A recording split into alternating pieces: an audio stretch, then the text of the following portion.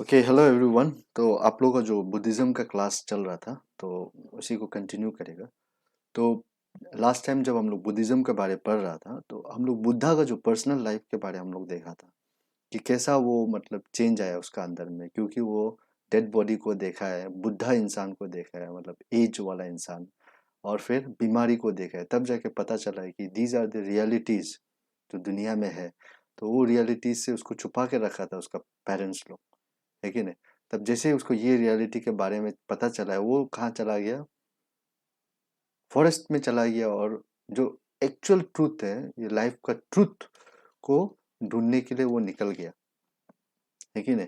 तब उसका उसका उसका बाद सफर कैसा रहा उसको हम लोग लास्ट टाइम देखा था। ठीक है, वो बौद्ध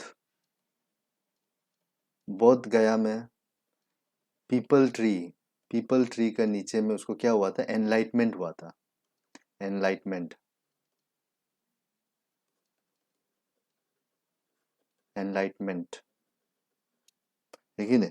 तो ये सारा चीज को हम लोग लास्ट टाइम जब बुद्धा का बारे पढ़ा था उसको देखा था। और अभी जो इम्पोर्टेंट जो एमसीक्यूज जो बुद्धा में और क्या क्या पूछा जा सकता है उसको हम लोग देखेगा। सबसे पहले तो बुक्स, बुद्धिस्ट बुक्स के बारे में पूछता है कि which of the following are the books of Buddhism. Buddhism text कौन कौन सा है? तो कौन है? सुत्ता पिटाका, सुत्ता पिटाका, और क्या है? विनय पिटका,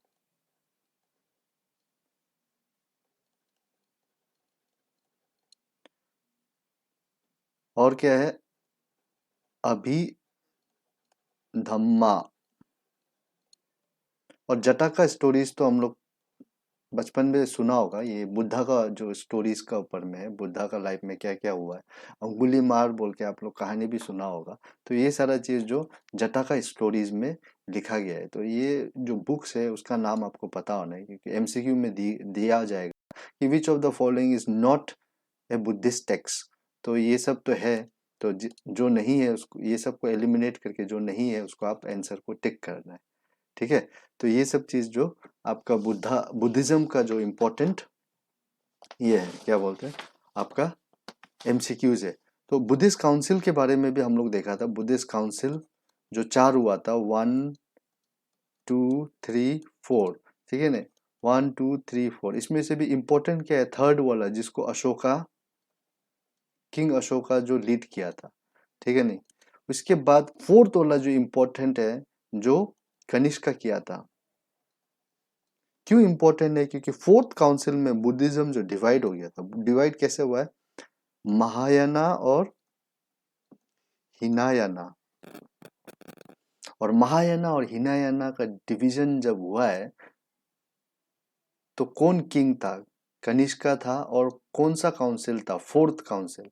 ये दोनों इंपॉर्टेंट क्वेश्चन है जो आपको यूजुअली आपको दिखाई देगा, ठीक है, एमसीक्यूज में। तो ये दोनों चीज आपको मालूम होना है। और महायाना और हिनायाना का क्या डिफरेंस है? ठीक है, ये दोनों सेक्ट ना, ये दोनों डिवीजन आपको अरुणाचल में भी मिलता है। महायाना कहाँ पे मिलता है? बोमडिला, तवांग, मेचुका, ये सब जगह में आपको महायाना मिलेगा। और हिनायाना कहाँ में मिलेगा? नामसाई, नामसाई रीजन। लेकिन आप ईटानगर में भी आप दो दो गोम्पा देखा है। एक एक गोम्पा जो मेन वाला गोम्पा, बेंगती नाली वाला ना, बेंगती नाली वाला, तो वो वाला गोम्पा जो महायाना वाला है। और एक गोम्पा आप अरुणोदय स्कूल में देखा होगा, लेकिन वो हिनायाना वाला है। तो दोनों सेक्ट और अरुणाचल में पाया जाता है।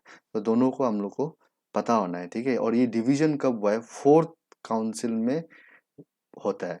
और महायाना क्या क्या बिलीव करता है? बुद्धा को हम लोग महायाना जो क्या बिलीव करता है, डायरेक्टली गॉड मानता है।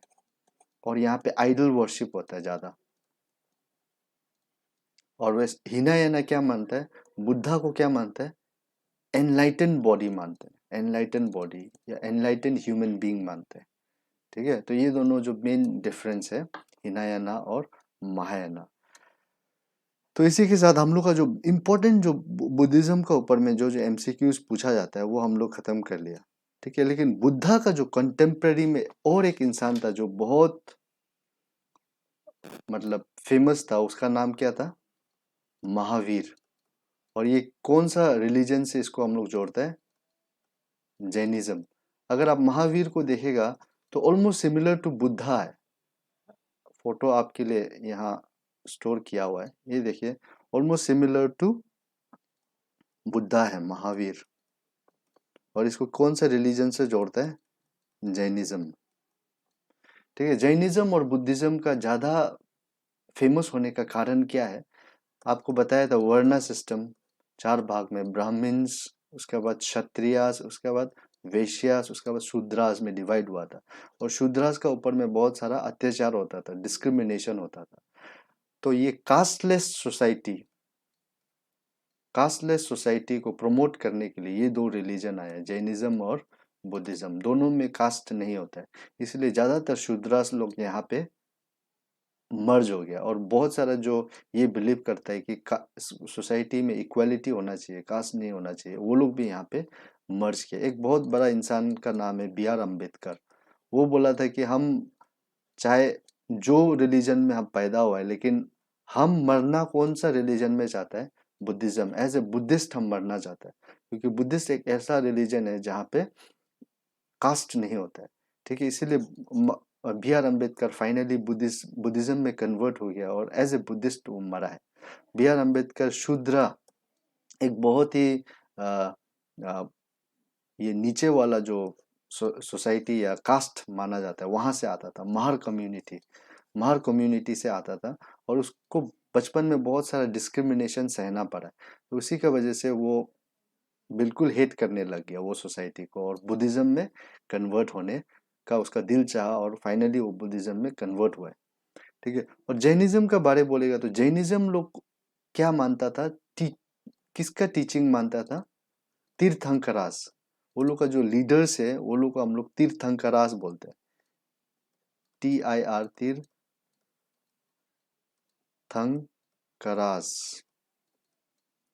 ठीक है, तो ये तीर्थंकरास जो का टीचिंग को जैनिज्म मानता है। और जैनिज्म में कितना तीर्थंकरा है? 24th। ये भी इम्पोर्टेंट MCQ पूछा जाता है, कितना तीर्थंकरा है?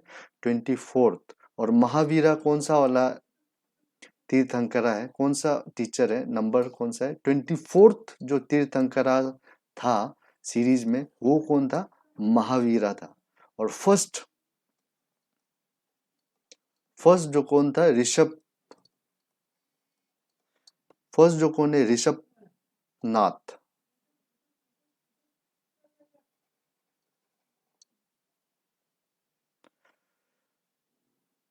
तो ये जो फर्स्ट तीर्थंकरा, इसीलिए 2 क्वेश्चन बनता है जैनिज्म में, रियल फाउंडर और फाउंडर। ठीक है, who is the founder of Mahavir बोलेगा तो ऋषभ नाथ बोलेगा, है कि नहीं? ऋषभ नाथ। लेकिन रियल फाउंडर बोलेगा तो किसको बोलेगा? महावीरा को बोलेगा रियल फाउंडर। ठीक है, तो 2 डिफरेंट क्वेश्चंस आता है। एक फाउंडर बोलते हैं तो फर्स्ट जो तीर्थंकरा था वो ऋषभ नाथ।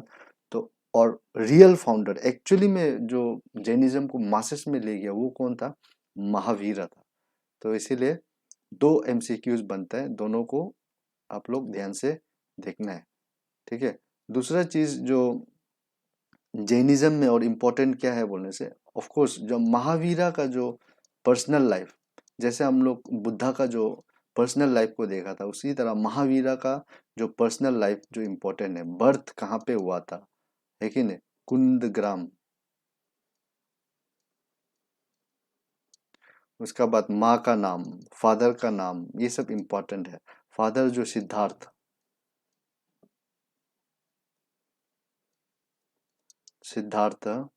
मदर का नाम क्या है?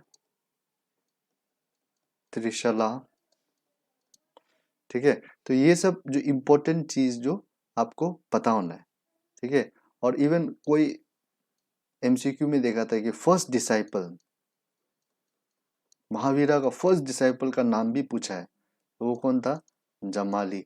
तो ये छोटा छोटा बात जो आपको महावीर और गौतम बुद्ध के बारे में आपको पता होना पड़ेगा। ठीक है, ये सब चीज इम्पोर्टेंट फॉर MCQ।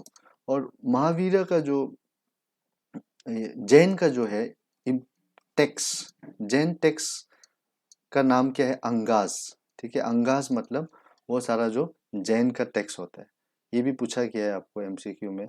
दूसरा चीज ये है कि जैनिज्म भी दो दो भाग में डिवाइड हुआ है। एक क्या बोला है, श्वेतांबर्स और एक दिगंबर्स। दिगंबरास और श्वेतांबरा। ठीक है, दिगंबरा जो क्या कैसा होता था, नेकेड होता था। और ये जो वाइट वाइट क्लोथ में देखेगा आप इसको। कोई भी रिलीजन हो, जैसे जैसे वो लोग एक्सपैंड करते हैं वैसे वैसे वो लोग का अंदर में डिवीजन आता है। इवन आप क्रिश्चियनिटी में देखेगा, बुद्धिज्म में देखा है, जैनिज्म में देखा है। क्यों? क्योंकि जब जैसे जैसे लीडर्स बढ़ता है, कॉन्ट्रडिक्शन आता है, उसके बाद दो लीडर्स जो अपना अपना डिवीजन करके रिलीजन को डिवाइड कर देते हैं। तो उसी तरह जैनिज्म बुद्धिज्म में भी आपको सिमिलर चीज देखा है। तो ये सब चीज है इम्पोर्टेंट जो जैनिज्म और बुद्धिज्म में पूछा जाता है आपको। और जो एक क्वेश्चन है जिसका साथ में आपका ये क्लास को छोड़ेगा, नेक्स्ट क्लास में ये क्वेश्चन का आंसर हम लोग देखेगा। आप जस्ट आप एनालाइज करिए ये क्वेश्चन को। जैनिज्म और बुद्धिज्म दोनों ही इतना अच्छा कॉन्सेप्ट लेके आए है कि नहीं, दोनों ही इतना अच्छा कॉन्सेप्ट लेके आए है कि कास्टलेस सोसाइटी बनाएगा।